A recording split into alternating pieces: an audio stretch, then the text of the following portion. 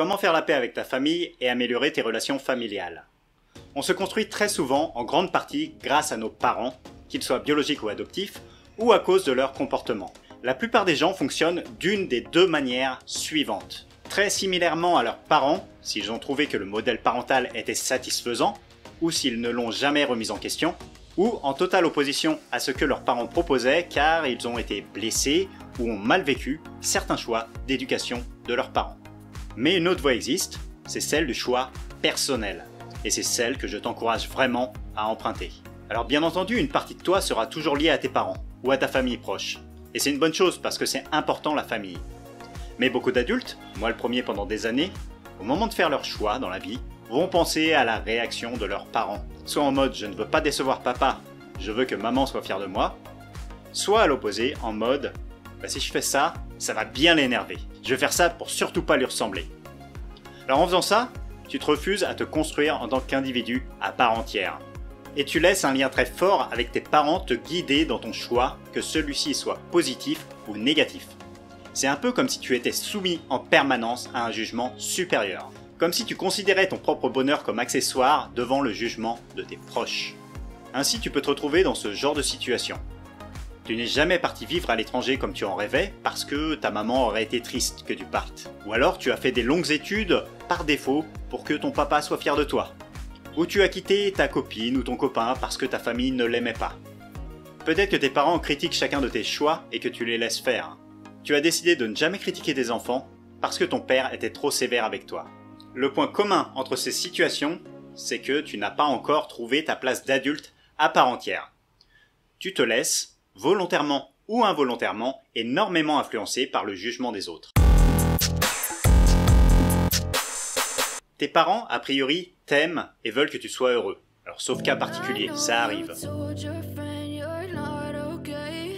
Et pour cela, ils te prodiguent des conseils qui leur paraissent judicieux, mais qui ne correspondent peut-être pas du tout à tes envies du moment. Ou des conseils qui étaient vrais il y a 30 ans à leur époque, mais qui n'ont plus de sens aujourd'hui.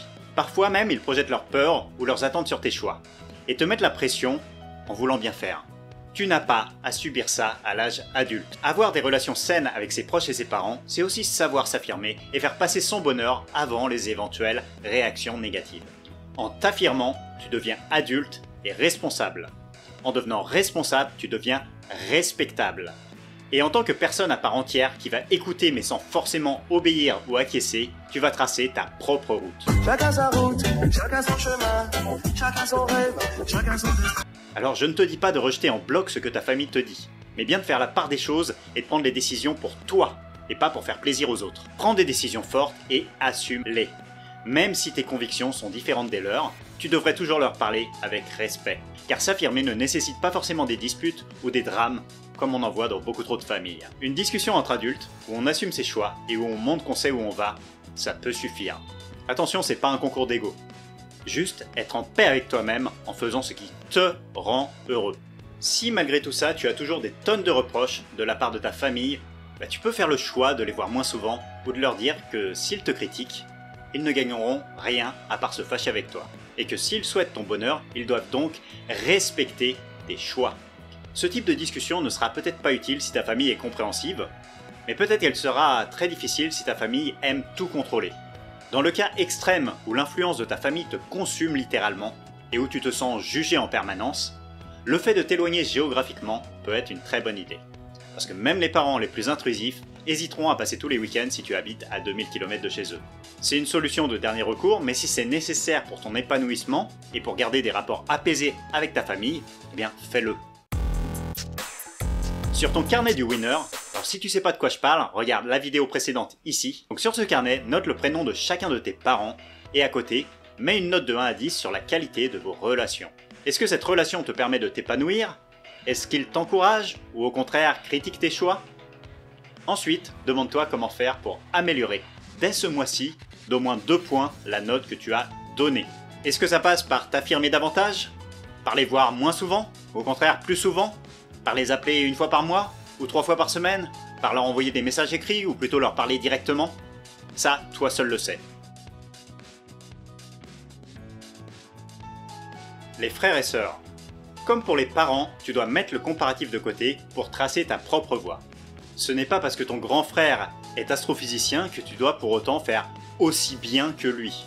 Si t'as envie de devenir boulanger, alors que tes deux sœurs sont avocates et médecins, c'est cool aussi. Se comparer aux autres membres de sa famille n'a pas de sens. Parce que même si on a grandi dans le même cadre, on partage pas les mêmes envies ou les mêmes rêves. Ne sois pas jaloux d'eux et ne juge pas négativement quelqu'un de ta famille qui prendrait un chemin différent du tien.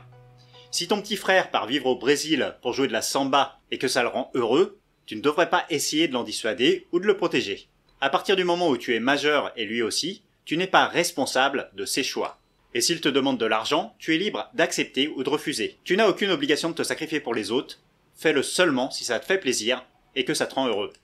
Par contre, tu es 100% responsable de tes propres choix, et ça, c'est une excellente chose. Parce que tu peux choisir les liens que tu souhaites avoir avec chacun des membres de ta famille. Dans ton carnet du winner, note 3 choses que tu aimes dans tes relations avec tes frères et sœurs et avec les autres membres importants de ta famille. Tes oncles et tantes, tes cousins, etc. En face de chacune d'entre elles, note une solution pour encore augmenter ses côtés positifs. En dessous, note 3 choses qui te frustrent et 3 solutions pour résoudre ces problèmes. Et applique ça le plus vite possible. Dans la prochaine vidéo, on verra comment éliminer les personnes toxiques de ton entourage et assainir tes relations pour une meilleure vie. Tu trouveras cette vidéo dans cette playlist dès qu'elle sera disponible. En attendant, si ça t'a plu, abonne-toi pour soutenir la chaîne et ne rien rater des prochaines vidéos.